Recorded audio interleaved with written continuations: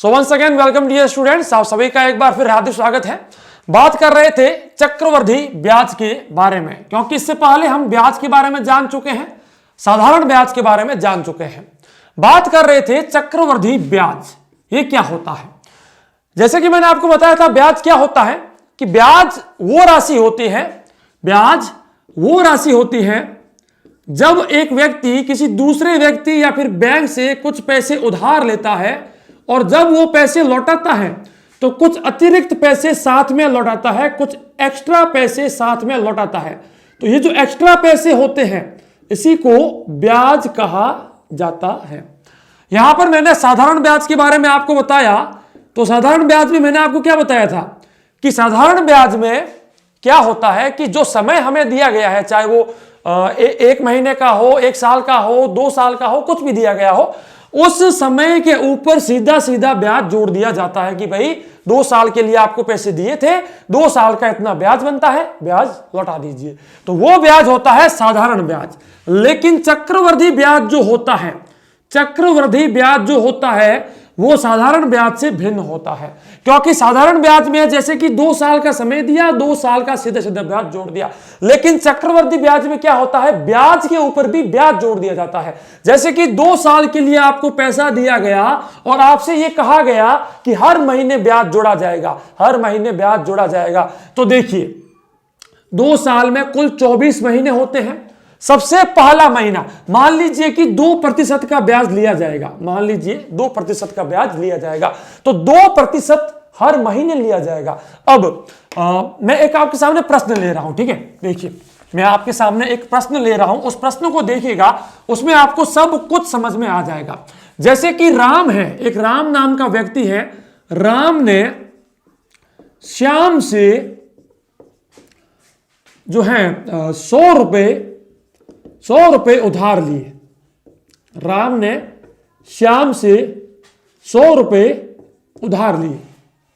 Okay, Ram ने श्याम से 100 रुपए उधार लिए। 2% मासिक चक्रवृद्धि ब्याज के तौर पर, मासिक चक्रवृद्धि ब्याज के तौर पर, ठीक है, ये लिया उसने। ओके ठीक है, थोड़ी हैंडराइटिंग अच्छी नहीं है मेरी, फटाफट यहां पर लिख रहा हूं। राम ने श्याम से 100 रुपए उधार लिए 2% मासिक चक्रवृद्धि ब्याज के तौर पर। समयावधि हमें दी गई है, समयावधि हमें दी गई है 1 वर्ष। चलिए अब पूछा गया कि ब्याज कितना होगा, ब्याज कितना होगा। देखिएगा, अब राम ने श्याम से 100 रुपए उधार लिए हैं, मतलब कि मूलधन जो हमारा है, मूलधन जो हमारा है वो हो गए हमारे 100 रुपए, और दर जो है हमारी ब्याज की दर वो है 2% मासिक।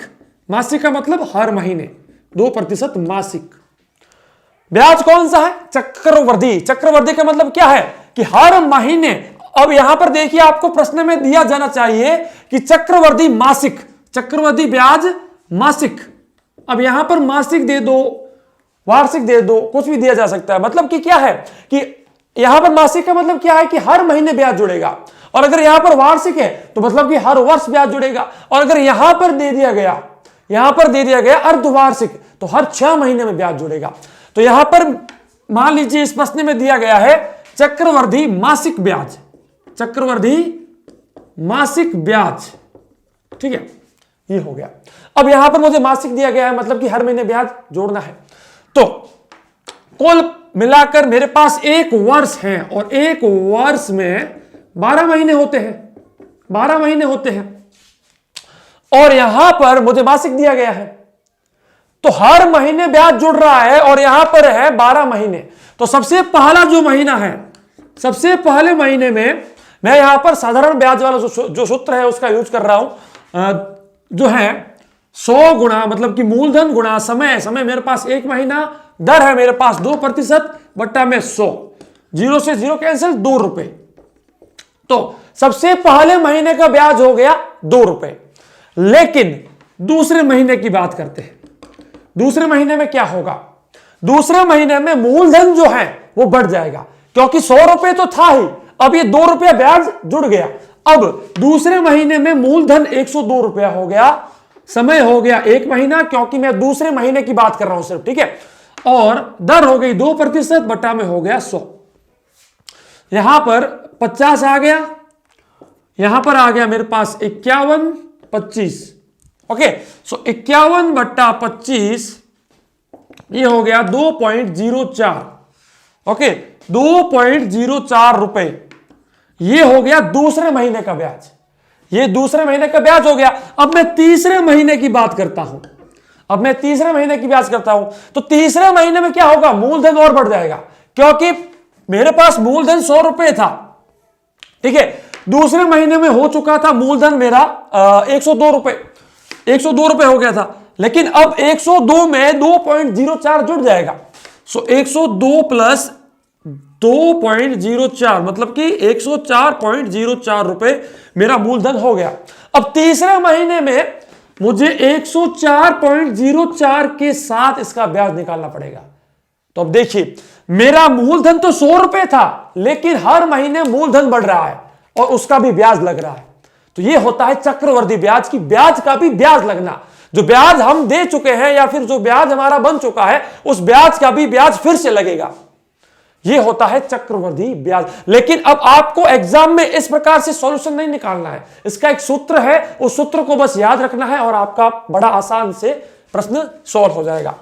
बात करें, चलिए, तो चक्रवृद्धि ब्याज आपको समझ में आ गया कि हर महीने ब्याज जुड़ता है, हर महीने ब्याज जुड़ता है। लेकिन साधारण ब्याज में क्या होता है? सिंपल सा सूत्र, मूलधन गुणा समय गुणा में दर बट्टा में 100। यह होता है हमारा साधारण ब्याज। तो यहां पर क्या हुआ? साधारण ब्याज में मूलधन मेरे पास था 100 रुपए, समय मेरे पास था 1 साल, दर मेरे पास थी 2% मासिक, 2% मासिक थी, तो उसको मैं वार्षिक चेंज कर देता हूं। तो 2% वार्षिक मतलब कि 24% वार्षिक हो गई, ये मैंने आपको बताया था। तो 24% वार्षिक हो गई, बटा में आ गया 100, 0 से 0 कैंसिल, 24 रुपए ब्याज हो गए, कुल मिलाकर 124 रुपए हो जाते हैं। लेकिन साधारण ब्याज में जो कुल मिलाकर ब्याज मिला है, यह चक्रवृद्धि वाले कुल मिलाकर ब्याज से कम होगा। चक्रवृद्धि वाला ब्याज थोड़ा ज्यादा होगा, बढ़ जाएगा। मतलब कि मैं अगर इसी प्रश्न को चक्रवृद्धि के हिसाब से सॉल्व करता हूं, तो यह ब्याज 24 रुपए से ज्यादा आएगा, ब्याज जो है वो 24 रुपए से ज्यादा आएगा। ओके, चलिए इसके सूत्र के बारे में बात करते हैं। इसका सूत्र क्या कहता है? देखिए, बहुत ही आसान सूत्र है, बस थोड़ा सा याद रखना होगा, लॉजिक का इस्तेमाल करना होगा। सूत्र क्या कहता है? देखिए, चक्रवृद्धि ब्याज का सूत्र कहता है मूलधन कोष्टक 1 प्लस दर बट्टा में 100 गुणा n की घात समय गुणा n। ये मेरा सूत्र है साधारण ब्याज, और यहां पर हमें माइनस करना है मूलधन, ठीक है। यहां पर हमें मूलधन को फिर से माइनस करना है, क्योंकि सिर्फ यहां तक जो सूत्र है, यह सूत्र है हमारा मिश्र धन का, मतलब कि चक्रवृद्धि ब्याज के साथ जो है मूलधन को जोड़ दिया जाता है। लेकिन यहां पर मेरे को सिर्फ चक्रवृद्धि ब्याज ज्ञात करना है, तो मुझे इसमें से मूलधन को माइनस करना पड़ेगा। देखिए, अब यहां पर ये छोटा n जो है, स्मॉल n, इसका मतलब क्या है? इसका मतलब मैं आपको समझाता हूं। देखिए, किसी भी प्रश्न में, किसी भी चक्रवृद्धि ब्याज वाले प्रश्न में आपको मूलधन मिलेगा, समय मिलेगा, दर मिलेगी, और एक यहां पर आपको मिलेगा कि चक्रवृद्धि ब्याज खुद क्या है। क्योंकि चक्रवृद्धि ब्याज जो है वो मासिक भी हो सकता है, वार्षिक भी हो सकता है, अर्धवार्षिक भी हो सकता है, भाई कुछ भी हो सकता है, ठीक है। तो चक्रवृद्धि ब्याज कितनी बार घूम रहा है, मतलब कि ब्याज कितने महीनों में, कितने सालों में जुड़ रहा है, ठीक है, वो है। तो ये है चक्रवर्ती ब्याज की कंडीशन क्या है, मतलब कि उसकी कंडीशन हमें क्या दी गई है, मासिक वार्षिक क्या दी गई है, वो हमें देखना होता है। तो यहां पर जैसे कि देखिए ये जो छोटे वाला n है इसका मान डिपेंड करेगा इस चक्रवर्ती ब्याज के ऊपर, और दूसरा डिपेंड करता है ये समय के ऊपर कि भाई समय क्या दिया गया है और ब्याज कितने महीनों सालों में जुड़ रहा है। जैसे कि मान लीजिए कि यहां पर आपको समय दे दिया गया वर्षों में, भले 1 वर्ष है, भले 2 वर्ष है, 4 वर्ष है, उससे कोई फर्क नहीं पड़ता, लेकिन समय की जो इकाई है वो आपको वर्ष दे दी गई, और चक्रवर्ती ब्याज जो है वो आपको मासिक दे दिया गया, वो आपको मासिक दे दिया गया। तो यहां पर जो छोटे वाला n होगा इसका मान होगा 12। क्यों होगा 12? क्योंकि 1 वर्ष में 12 महीने होते हैं। बस आपको इसी कंडीशन को देखना है कि 1 वर्ष में कितने महीने होते हैं, 12। तो छोटे वाला जो n है इसका मान 12 हो जाएगा। इसी प्रकार से मान लीजिए कि समय आपको दिया गया है वर्ष, और यहां पर आपको कहा गया कि ब्याज हर वर्ष जोड़ा जाएगा, मतलब कि चक्रवर्ती ब्याज की कंडीशन वार्षिक है। कंडीशन क्या है? वार्षिक है। तो ऐसी कंडीशन में 1 वर्ष में 1 वर्ष होता है, 1 वर्ष में 1 वर्ष होता है, तो छोटे n का मान 1 हो जाएगा। इसी प्रकार से समय आपको महीना दिया गया है, मतलब कि महीनों में दिया गया है, भले 1 महीना हो, 4 महीना हो, 5 महीना हो, उससे कोई फर्क नहीं पड़ता। और वहां पर आपको बताया गया कि जो चक्रवर्ती ब्याज है वो मासिक है, चक्रवर्ती ब्याज भी मासिक है, मतलब कि महीनों वाला है। तो यहां पर देखिए महीना महीना दोनों के दोनों सेम है। अब जब दोनों सेम हैं तो जो छोटा n है इसका मान 1 हो जाएगा। इसी प्रकार से मान लीजिए कि चक्रवर्ती ब्याज आपको दिया गया, सॉरी समय आपको दिया गया अर्धवार्षिक, अर्धवार्षिक, और चक्रवर्ती ब्याज भी आपको दिया गया अर्धवार्षिक, कि भाई ब्याज जो है वो हर 6 महीने में जुड़ता है। तो यहां पर भी देखिए दोनों के दोनों सेम आ गए, इस कारण से छोटे n का मान 1 हो गया। तो यहां पर आपको क्या समझ में आया?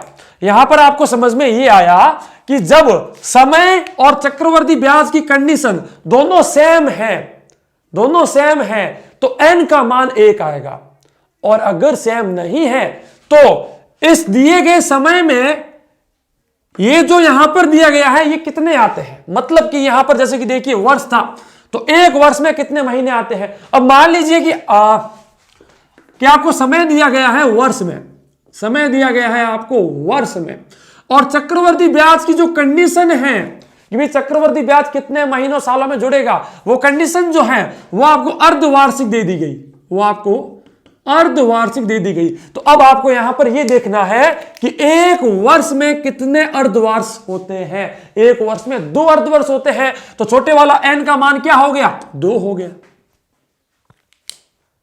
भाई आ गया ना समझ में? चलिए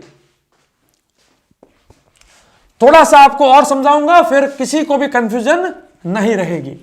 बात करें, चलिए जैसे कि समय चक्रवर्ती ब्याज की कंडीशन और छोटे वाला n है, इसका मान क्या होगा? ठीक है, ये मैं आपको लिखवा रहा हूं, लिख दीजिएगा। देखिए सबसे पहला समय मान लीजिए वर्ष में दिया गया है, और चक्रवर्ती ब्याज की कंडीशन भी वर्ष में दी गई है, तो छोटे n का मान 1 आ जाएगा। मान लीजिए समय आपको वर्ष में दिया गया है, चक्रवर्ती ब्याज आपको अर्धवर्ष दिया गया है, चक्रवर्ती ब्याज आपको अर्धवर्ष दिया गया है, तो छोटे n का मान 2 हो जाएगा। तीसरा समय आपको वर्ष दिया गया है, चक्रवर्ती ब्याज आपको तिमाही दिया गया है, तो छोटे वाले ये जो है इस n का मान हो जाएगा आपके 4। क्या होगा? 4, क्योंकि 1 वर्ष में 4 तिमाही होती है, 1 वर्ष में 4 तिमाही होती है, इस कारण से 4 आ गया। इसी प्रकार से समय आपको मान लीजिए वर्ष दिया गया है, और चक्रवर्ती ब्याज की कंडीशन आपको दी गई है मासिक या फिर महीनों के आधार पर, तो 1 वर्ष में 12 महीने होते हैं, तो 12 हो जाएगा। सिंपल है। चलिए इसी प्रकार से पांचवा मान लीजिए आपको समय अर्धवर्ष दिया गया है, समय आपको अर्धवर्ष दिया गया है और चक्रवर्ती ब्याज की कंडीशन भी आपको अर्धवर्ष दी गई है, चक्रवर्ती ब्याज की कंडीशन भी आपको अर्धवर्ष दी गई है, तो इसका मान 1 हो जाएगा। इसी प्रकार से समय आपको अर्धवर्ष दिया गया है और चक्रवर्ती ब्याज आपको वर्ष में दिया गया है, चक्रवर्ती ब्याज आपको वर्ष में दिया गया है। तो इस स्थिति में क्या होगा, देखिए एक अर्धवर्ष में आधा वर्ष होता है, एक अर्धवर्ष में आधा वर्ष होता है, तो जो n है इसका मान 1/2 हो जाएगा, 1/2 हो जाएगा। सातवीं हम बात करते हैं, समय आपको अर्धवर्ष दिया गया है और चक्रवर्ती ब्याज आपको तिमाही दिया गया है, तिमाही दिया गया है। तो एक अर्धवर्ष में 2 तिमाही होते हैं, तो यहां पर 2 हो गया। इसी प्रकार से एक लास्ट में आपको बता देता हूं, बाकी आपको समझ में आ चुका होगा। लास्ट है यहां पर समय आपको अर्धवर्ष दिया गया है, समय आपको अर्धवर्ष दिया गया है और चक्रवर्ती ब्याज आपको मासिक दिया गया है, महीनों के आधार पर दिया गया है। तो एक अर्धवर्ष में 6 महीने होते हैं, तो छोटे n का मान 6 हो जाएगा। ओके, चलिए यहां पर एक क्वेश्चन लेते हैं, उसको सॉल्व करके देखते हैं और आपका ये सूत्र आपको समझ में आ जाएगा। चलिए एक प्रश्न है मेरे सामने, क्या कहता है वो कि एक व्यक्ति ने एक बैंक से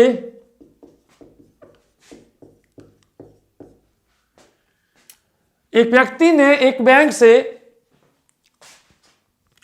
25 रुपए का ऋण लिया, 25 रुपए का ऋण लिया और बैंक की शर्तें का मतलब क्या है, क्या कंडीशन रखी गई है ना, बैंक की शर्तें निम्नानुसार है। सबसे पहली यह है कि ब्याज की दर जो है वो 2% मासिक है। दूसरी कंडीशन रखी गई समयावधि, कि भाई कितने समय के लिए पैसा आपको दिया गया है, वो बैंक ने कह दिया 1 वर्ष है, 1 वर्ष है। तीसरा उस बैंक ने कहा कि चक्रवर्ती ब्याज जो है आपका वो वार्षिक लिया जाएगा, या फिर वार्षिक नहीं लेंगे हम यहां पर, 2% मासिक, वर्ष, समयावधि भी वार्षिक है। चलिए वार्षिक ले लेते हैं ना, या अर्धवार्षिक ले लेते हैं, चलिए अर्धवार्षिक। ओके, ये कंडीशन बैंक ने रखी। ये प्रश्न है, एक व्यक्ति ने एक बैंक से 25 रुपए का ऋण लिया और बैंक की शर्तें निम्नानुसार है, ब्याज की दर 2% वार्षिक है, समयावधि 1 वर्ष है और चक्रवर्ती ब्याज जो है वो हर 6 महीनों में जोड़ा जाएगा। ठीक है, अब इसका हमें निकालना है चक्रवर्ती ब्याज। देखिए सूत्र क्या कह रहा था हमें, सूत्र कह रहा था, यहां पर लिखते हैं, मूलधन कोष्टक 1 प्लस दर बट्टा में 100 गुणा में n की घात समय गुणा में n, ये हमारा सूत्र था। अब यहां पर जो छोटे वाला n दिया गया है, इसका मान क्या होगा, सबसे पहले वो देखते हैं। तो समय और चक्रवर्ती ब्याज, ये 2 चीजें मेन होती हैं। समय हमें वर्ष में दिया गया है, चक्रवर्ती ब्याज हमें अर्धवर्ष में दिया गया है। तो 1 वर्ष में 2 अर्धवर्ष होते हैं, तो इसका मान 2 हो गया। नेक्स्ट हम इसको और सॉल्व करते हैं। मूलधन 25 रुपए है, तो 25 गुणा, अब देखिए 1 लिखना है तो 1 प्लस दर 2% वार्षिक। यहां पर देखिएगा दर 2% वार्षिक है लेकिन समयावधि 1 वर्ष है। तो यह भी मैंने आपको बताया था दोनों समरूप होने चाहिए। तो मैं क्या करता हूं, दर को वार्षिक कर देता हूं। ये अगर 2% मासिक है तो 24% वार्षिक हो जाएगी। ये मैं आपको बता चुका हूं पिछली वीडियो में। तो यहां पर यह भी वार्षिक हो गया, यह भी वार्षिक है। तो मेरे पास हो गया दर हो गई 24/100 गुणा में 2 की घात। अब 24 यहां पर दिया गया है समय और ये है 2 चीज, ठीक है। समय मेरे पास 1 वर्ष है और जो है छोटा n इसका मान 2 है तो 1 गुणा में 2 आ जाएगा, ठीक है। नेक्स्ट हम और आगे बढ़ते हैं। अब यहां पर देखिए 25 गुणा में ये दिया गया है हमें, तो उसको मैं और आगे सॉल्व करता हूं। 25 कोष्टक ये आ गया 200, तो 200 ऊपर आ गए, पॉजिटिव का 24/200 की घात 2 ये आ गया। नेक्स्ट हम इसको और आगे सॉल्व करते हैं, देखिएगा बड़ा ही सिंपल हो गया ना। अब यहां पर कुछ नहीं, कैलकुलेशन का काम है। 25 गुणा 224/200 की घात 2, 25 गुणा 224/200 गुणा 224/200, 25 का 25 और 25 का भाग इसमें दिया 8 बार गया।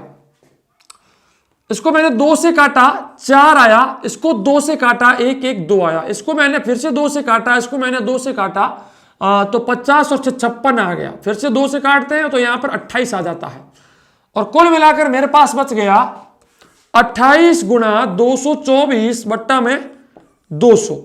यहां पर मैं इसको 2 से काटता हूं 14 आया, 2 से काटता हूं 100 आया। यहां पर मैं इसको फिर से 2 से काटता हूं 7 आया, इसको 2 से काटा 50 आया, इसको 2 से काटा 112 आया, इसको 2 से काटा 25 आ गया। भाई बहुत सारा कट चुका है, पीछे क्या बचा 7 गुणा 112/25। अब आप इसका सॉल्यूशन निकाल लीजिए, आपको मिश्र धन मिल जाएगा, आपको मिश्र धन मिल जाएगा। अब इस मिश्र धन में से जो है आप ये जो 25 रुपए है इसको घटा देना तो आपको फाइनली मिल जाएगा चक्रवर्ती ब्याज कितना लगा था, ठीक है। चलिए ये तो हो गया आपके चक्रवर्ती ब्याज का कॉन्सेप्ट। अब इसके बाद मुझे लगता है कि किसी को कंफ्यूजन नहीं होगी, किसी को भी कंफ्यूजन नहीं होगी।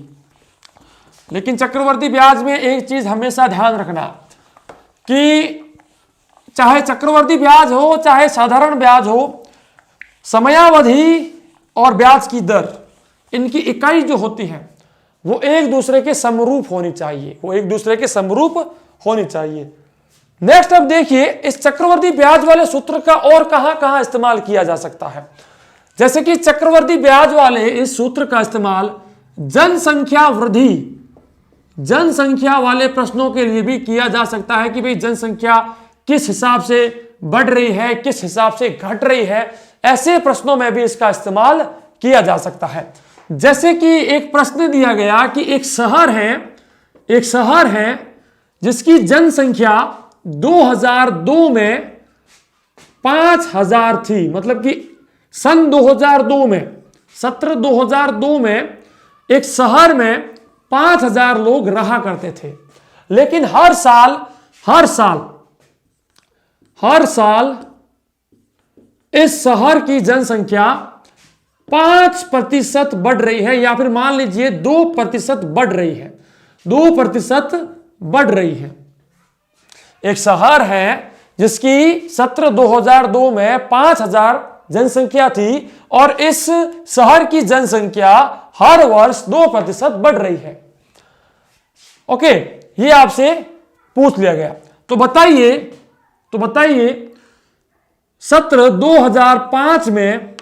2005 में इस शहर की जनसंख्या कितनी होगी, इस शहर की जनसंख्या कितनी होगी, यह प्रश्न आपसे पूछा गया।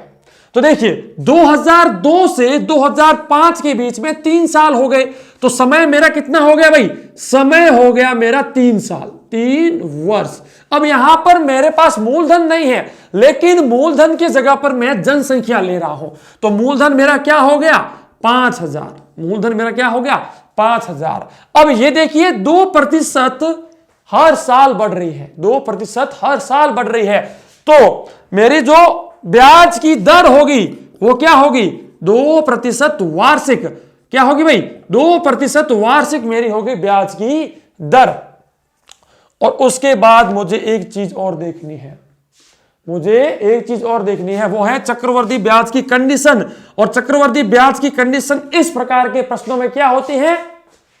वार्षिक होती है, क्योंकि यहां पर बोल दिया गया है ना कि प्रति वर्ष बढ़ रहा है। तो जब प्रति वर्ष बढ़ रही है तो जो छोटे वाला n होगा इसका मान 1 हो जाएगा। तो कुल मिलाकर अगर मैं यहां पर निकालना चाहूं कि 2005 में कितनी जनसंख्या हो जाएगी, मतलब कि मेरे से मिश्र धन पूछा गया है, तो यहां पर मैं क्या करता हूं? मूलधन मेरे पास है 5000 गुणा में 1 प्लस दर मेरे पास दी गई है 2% वार्षिक, समय मुझे दिया गया है 3 वर्ष, बट्टा में 100 गुणा में 1 आ जाएगा, घात में यहां पर मुझे मिल जाएगा, समय मुझे दिया गया है 3 वर्ष गुणा में 1। ठीक है, तो कुल मिलाकर उत्तर क्या होगा मेरा? 5000 गुणा में ये 100 हो गया, इसको जोड़ दो, 102 बट्टा में 100 की घात 3। इसका सॉल्यूशन निकाल लीजिए तो आपको पता चल जाएगा कि 2005 में उस शहर की जनसंख्या कितनी होगी। ठीक है, बस अब ये कैलकुलेशन आप कीजिएगा। नेक्स्ट एक छोटा सा, बस 2 मिनट का काम बचा है, एक और सूत्र है। यहां पर तो मैंने आपको बताया कि एक शहर की जनसंख्या 2% हर साल बढ़ रही है, लेकिन कुछ प्रश्न इस प्रकार से पूछे जाते हैं कि एक शहर की जनसंख्या हर साल 2% घट रही है, मतलब कि लोग वहां से छोड़कर जा रहे हैं, भाग रहे हैं। तो यहां पर मान लीजिए एक प्रश्न में आपसे कहा गया कि 2002 में किसी शहर की जनसंख्या 5000 थी और हर साल 2% जनसंख्या घट रही है, 2% जनसंख्या घट रही है। तो ऐसी कंडीशन में 2005 में उस शहर की जनसंख्या क्या होगी? तो समय मेरे पास वही है 3 वर्ष, लेकिन इस बार मुझे सूत्र में बदलाव करना पड़ेगा। बदलाव क्या होगा? मूलधन गुणा में, या फिर यहां पर हम बात कर रहे हैं जनसंख्या के बारे में। ठीक है, तो वर्तमान जनसंख्या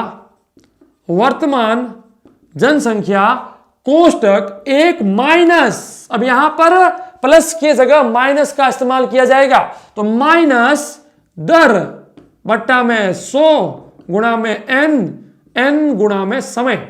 बस ये सूत्र का इस्तेमाल कर दीजिए, आपका उत्तर आपको मिल जाएगा। जैसे कि 5000 कोष्टक में 1 माइनस दर मुझे 2 दी गई है, बट्टा में 100, ऊपर आ जाएगा मेरे पास क्या है?